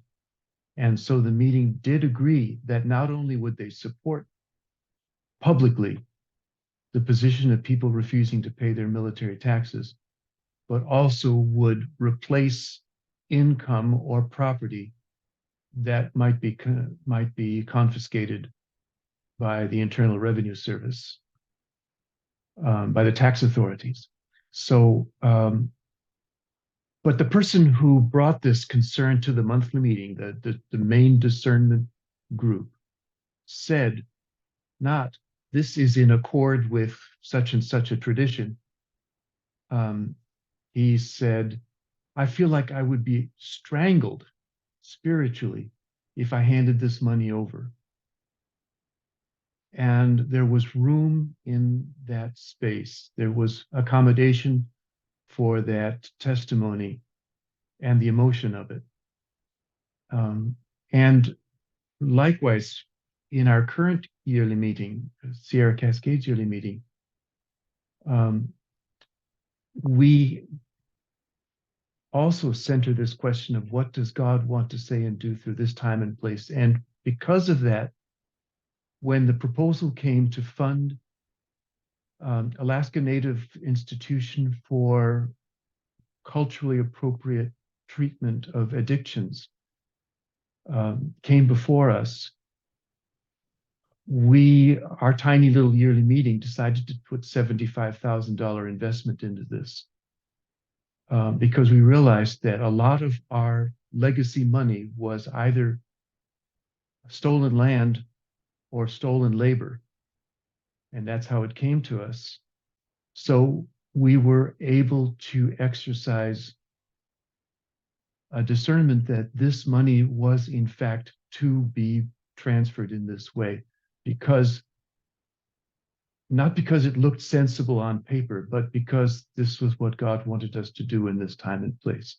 So trustworthiness, transparency, giving the decision over to a discernment group that was operating in public is crucial. And if that's not what's happening, I hope someone is emboldened to say that's what should happen. And I'm just going to piggyback on that and jump in and say, I think sometimes we think we're doing discernment, but we ask the question, what would God have us do? And we don't say the precondition, which is, what would God have us do without disrupting the way we're currently do things? What would God have us do within the confines of my personal, the conversations I've had with my financial planner, my dreams for my children, my plans for retirement, my career path. And so what that does is it creates cabins and limits before we even ask the question, because we've all agreed without saying a word that, well, to not be open to imagining that God might be leading us into something that looks different from what we've seen before. And so I love what Joanna shared about just doing something different, because I think so often we're so accustomed. This is how I'm working with Joanne and School of the Spirit on embodying and encountering grace in the shadow of empire. Empire has so conditioned our imaginations. It has so limited our spirits and boxed us in. It has so constrained our vision of the possible that even when we ask the question, what would God have us do? We're not prepared to see the answer because we can't recognize it as a real possibility. And so I just want to lift that up and thank you for sharing that experience, Johan. And I want to kind of piggyback off of what you just said, Adria. I think that sometimes the solution that has been really prevalent in meetings is going, we'll get more creative if we get younger people. We'll get more creative if we have more diversity. And yet, to what my point was earlier, is that you want the people at the table, but you don't actually want to change the table, and you don't want them to actually contribute to that table outside of what you're already used to. I want to speak to something very practical, which is that a lot of yearly meetings in Quaker organizations do not pay speakers. And especially right now, folks want speakers of color or younger people or people who are diverse in different ways. And they're like, oh, but we pay travel costs. Like, you're essentially saying, we will pay you to get here and do a whole bunch of work for us for free. And so I would encourage you to find out if your yearly meeting pays speakers and how much that is. I want to go ahead. In order to be clear, I'm not going to censor myself. Every once in a while, I think about Quakers as being fundamentally, radically accommodationist, which is like a nasty way of saying what you were just saying. Within the frame, you'll rip things up, but you're not going to operate in a different frame. And my understanding of this, Lucy and I fell into a thing where we ended up doing a lot of research on Benjamin Lay and I've heard some things about George Fox, and none of this is new.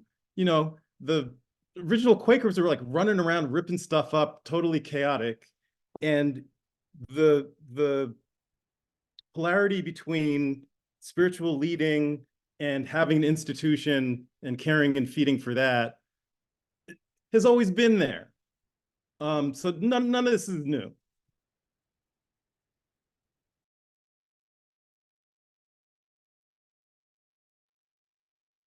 I wanted to contribute to this. What will the ideal educational, financial, or spiritual support system look like for you?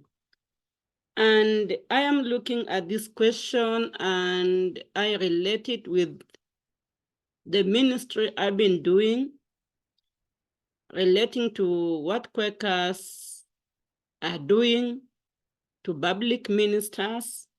And I want to give it in two ways, one in African perspective and another one as a public minister all over the world. And when I come to African perspective, many times when you are a public minister, and especially coming up with the idea, okay, I have been given this opportunity, I can hear God is speaking to me, for me to do ABCD. Many times people look at you like, oh, so this is your thing? Oh, you have come up with this? It takes time for somebody to understand how God is sending you, how God is guiding you, how God is leading you. And many times you find you have a lot of limitations in terms of finances and spiritual support. Like, oh, this is your thing. And I think because you came up with a thing, you have to fix it yourself. Before they come in, before they understand it, before they embrace it, it takes a lot of time to know that, okay, God has sent you, God has given you this gift, and God wants to use you. It takes a lot, it can take even years and years before it is being impressed. It is your thing from the word go. And you find you keep on moving, losing balance, not knowing exactly where God is leading you. And unless you are really, really eager to move on, you are really prayerful and you are steady, you find that you might give up in doing the ministry. As I've been traveling, many times you find, I think one of us shared earlier, there are these grants that are being given, there are support that is being given to Quakers, but many times you are limited again to who is supposed to be given. Do you belong to this group of people? And you find that you can be falling in the same category of the list of the requirements, but it comes like, okay, now you are not, like, if I may quote, you are not an American citizen, you are not coming from this place, you are not one of us, we don't understand you, we don't know you, but we want your ministry. We want to hear from you. We want to hear what God is speaking to you. So you find that there are a lot of limitations and lack of spiritual support. And many times it has been like asking questions, am I really called? And if I am called, where am I called to serve? Am I really called? And if I am called, who am I supposed to speak to? Before you get that space and you are being accepted fully in the community, especially of Quakers, it takes a lot of queries, a lot of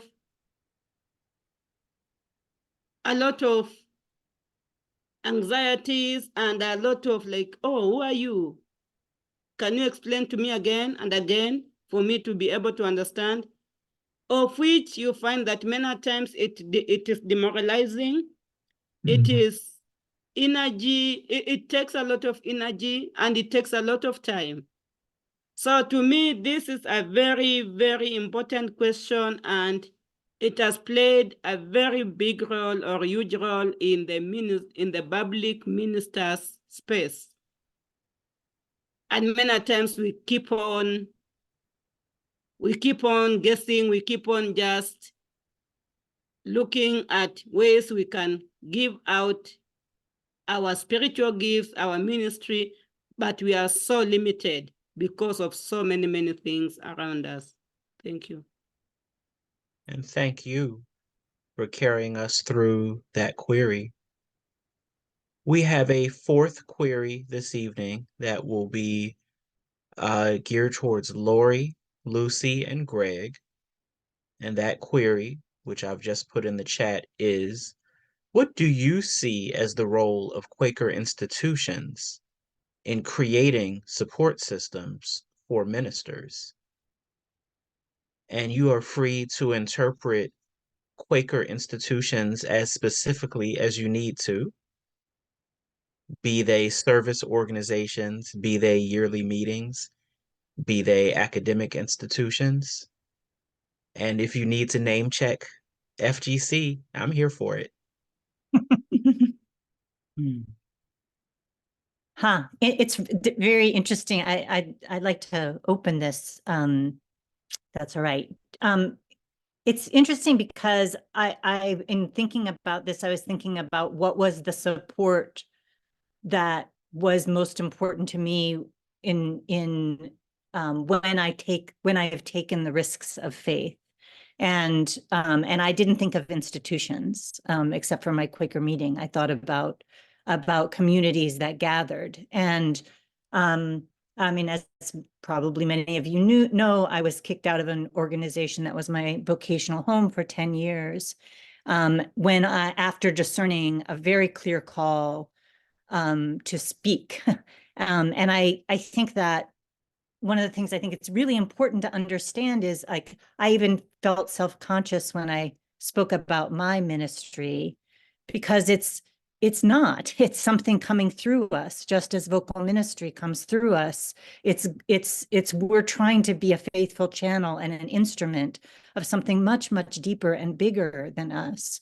And I think that, you know, when folks do things that are surprising or that push against the institution, the way that Adria was speaking about, I think that the response is so often reactive and shutting down instead of expansive and like, what is this? Why is this person taking this risk? And what is God trying to do through them?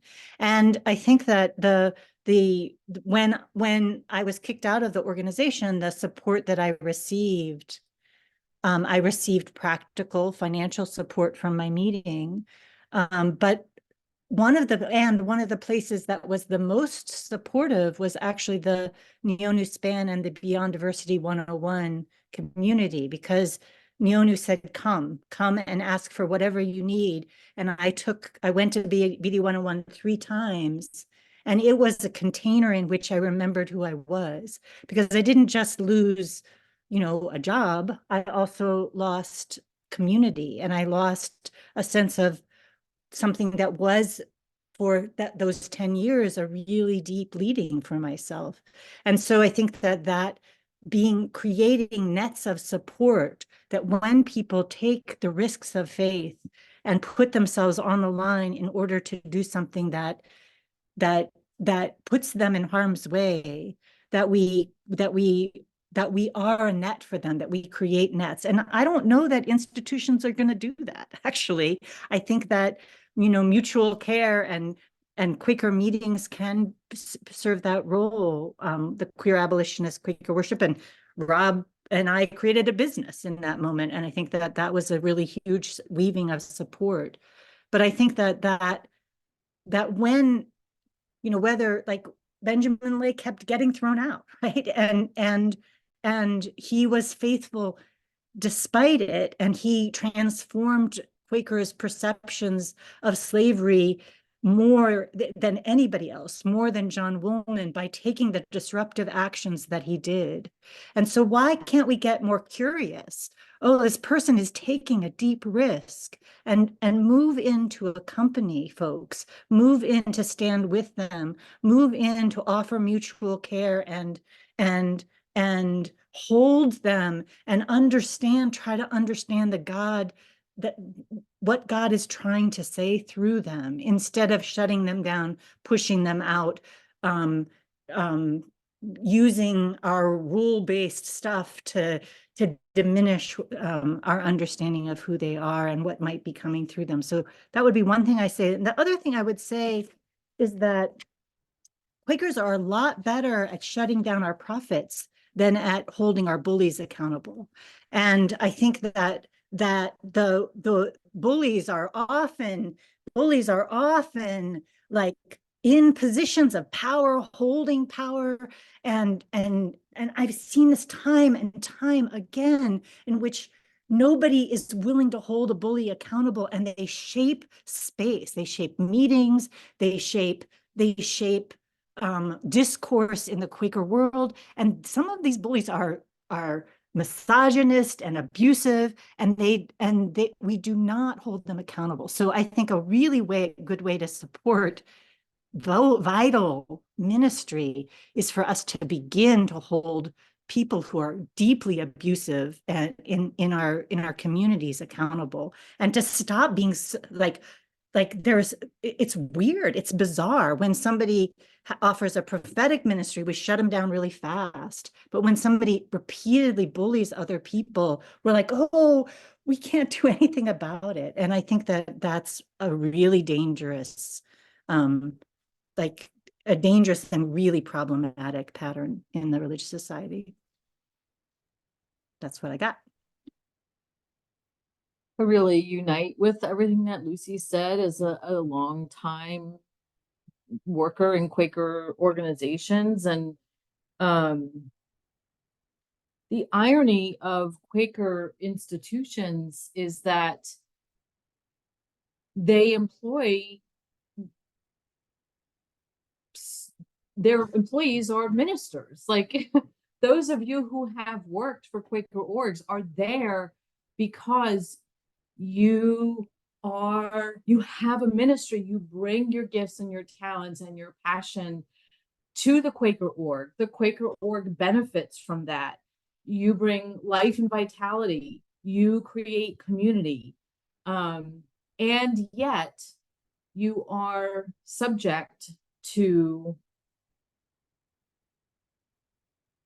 I think bullying is the right word, the bullying when your ministry leads you to notice oppressive systems, actions, behaviors, or individuals in the institution. And so there's this weird contradiction about the existence of Quaker orgs and attitudes in liberal Quakerism about hireling ministers. And I think there's been a tremendous amount of harm done to people who've worked for Quaker orgs. I just hear stories of harm over and over and over again. And that same pattern of, well, gee, there's nothing we can do about it. You know, it is Quaker assimilation and alignment with white supremacy culture in the United States, I think, that has created a culture of scarcity thinking. And I would love to see us come up with other ways to describe this. Fear of anything that's not the status quo. When we do weird things, like we hold up George Fox as a prophetic founder of our faith, who went around, you know, making Bibles bleed and disrupting church services, and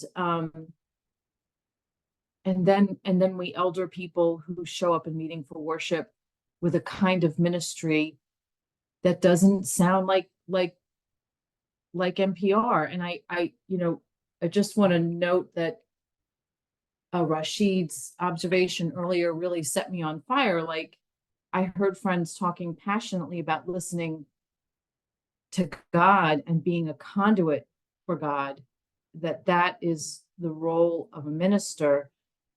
And yet I hear lots of friends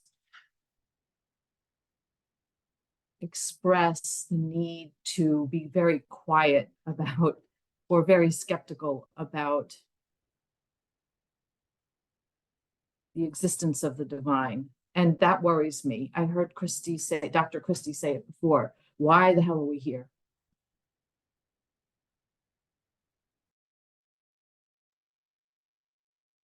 Thank you, Lori and Lucy. As someone who I've been chewed up and spit out by Quaker institutions, I want to vote raised up. We hold up George Fox as a visionary, as the founder. He was a young cadet. He was about 24 when he first started in ministry, and 26 or 28 when he had the vision of a great people gathered. But if you apply for a job at 28 to lead most Quaker organization, you are told you don't have experience. I finally left because I was sick of getting passed over for higher jobs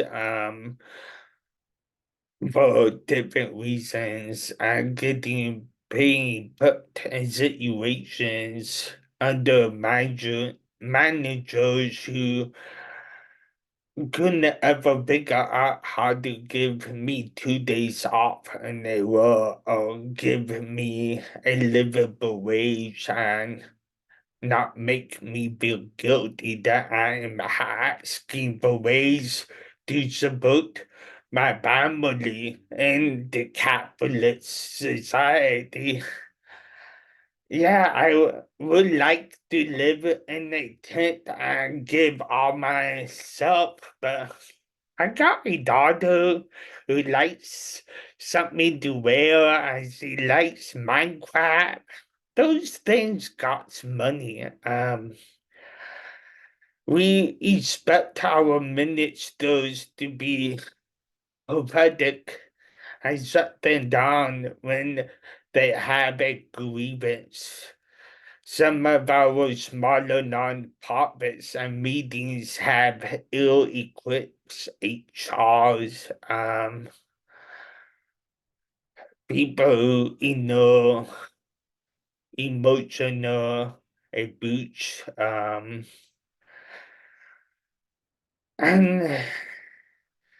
and people who love to launch Molotov cocktails at people in power. We are realizing that they are people with souls who might have done real harm, but they are still human. They still have families at home. And we need to pay people better. We need to pay interns. We need to pay people. We need to support them. We need to see our gifts.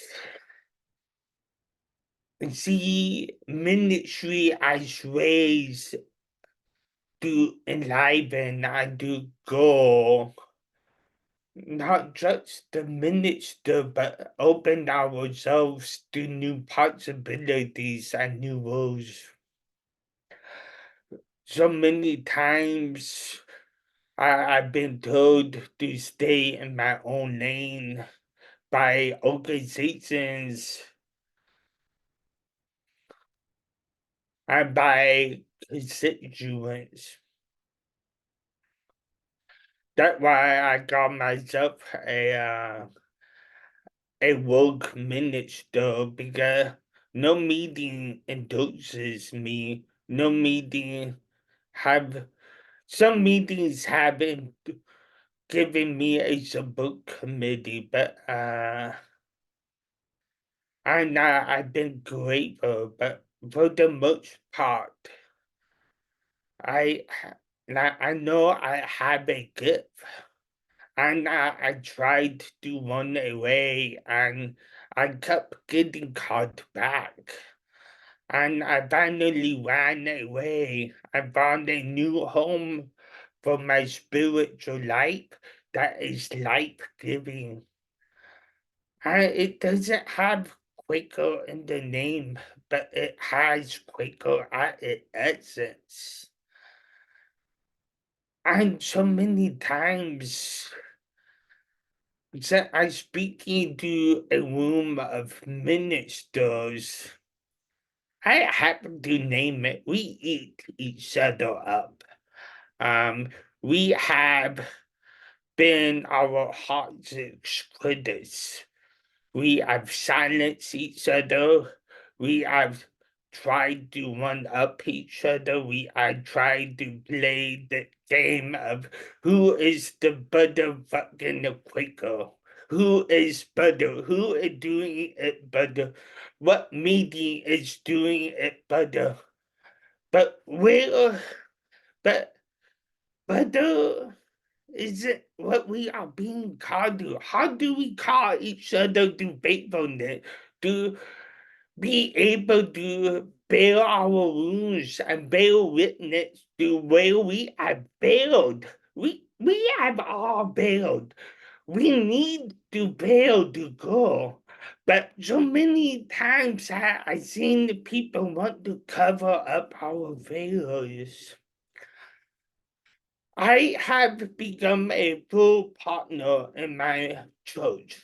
And I say right person, to become a full partner, one thing you have to do is a act of racism embodied coach. People can ask me later to explain it was life changing, but how do we embodied our life together, embodied that like we are traveling on similar paths? How do we embody that one of us may get farther on the path, and instead of being like shaming others for not being further on the path, how do we set the table? We build people water containers, prepare the banquet, so that when others get there, they aren't there to be shamed, but they are there to be at the table to eat and share the body and the blood. That's what we need. As ministers, we need to stop eating ourselves whole and start being dishonest about our feelings. We are there. We are like human. But so many times our meetings want us to our organization want us to be superhuman, and when we act like that, we are being true to God. Like, I would have hated George Fox and Benjamin Lay. Like, to be honest, he probably would have kidnapped my daughter. Let's be honest. Like, we aren't all John Wooman or Benjamin Lay or George Fox. Maybe some of us are, but like, they were also dicks at times. I don't know about John Wooman, but George Fox, like, as someone who liked to preach, he probably would have interrupted my church service. So like, yeah, let's get real. Let's be honest. We are build humans. Let's stop hiding it. Let's start by saying sorry. Let's start treating each other like the build human beings we are. And once we live into that, there isn't a call to original sin crap. Like that a theology debate that I don't care about. There is just like being human, like letting us fail, because when we let ourselves fail, we try new and cool fucking things. And that can't happen if we are so scared of fucking up. So let's fuck up, and if we do it really fucking the valley, listen to each other, listen to our elders. We need a good elderly.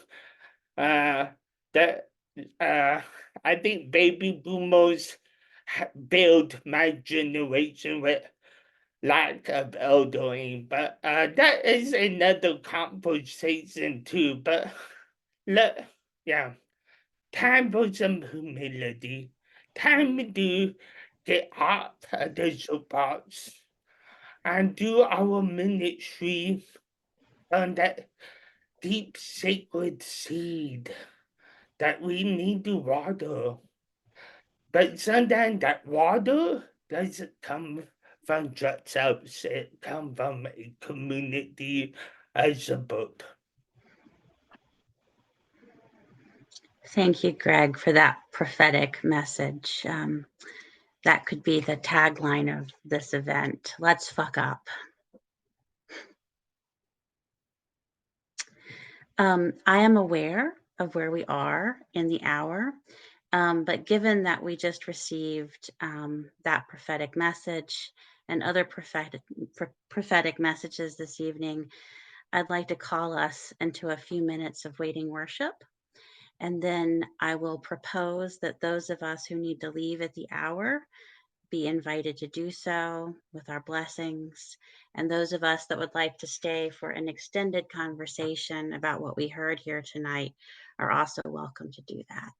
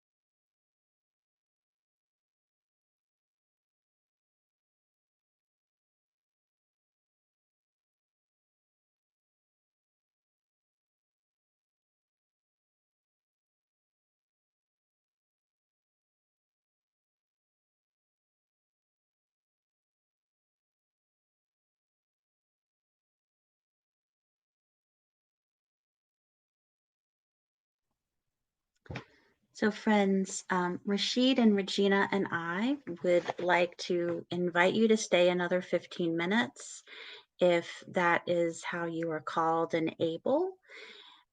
If not, I would welcome your goodbyes right now.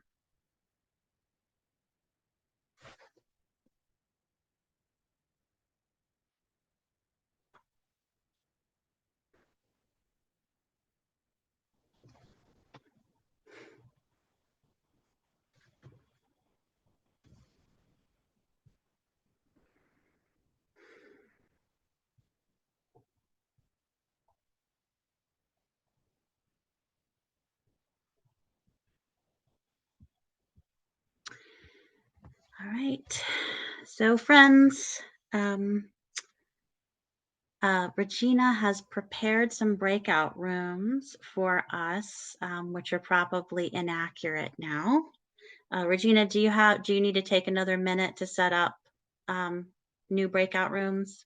2 seconds, please. Okay. So the idea behind these breakout rooms is that there will be 2 presenters, if possible, that are serving as facilitators in each space. And we have a query.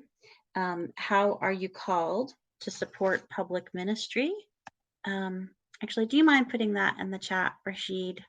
I have a hard time doing 2 things at the same time.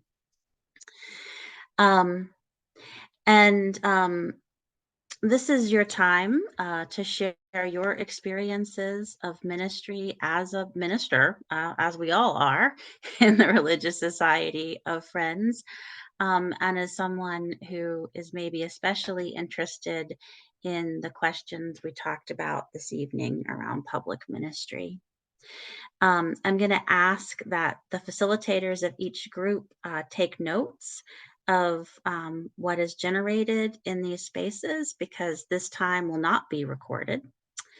And we will use those notes as part of the report back from this event.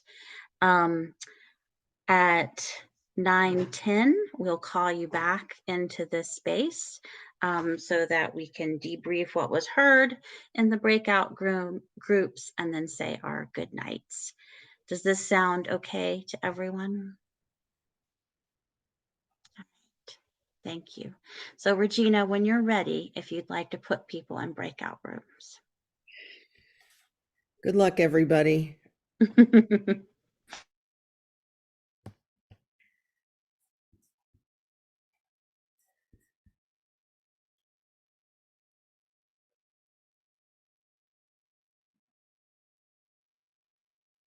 I somehow clicked away from my invitation.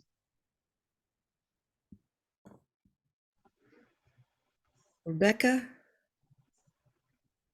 Let's see.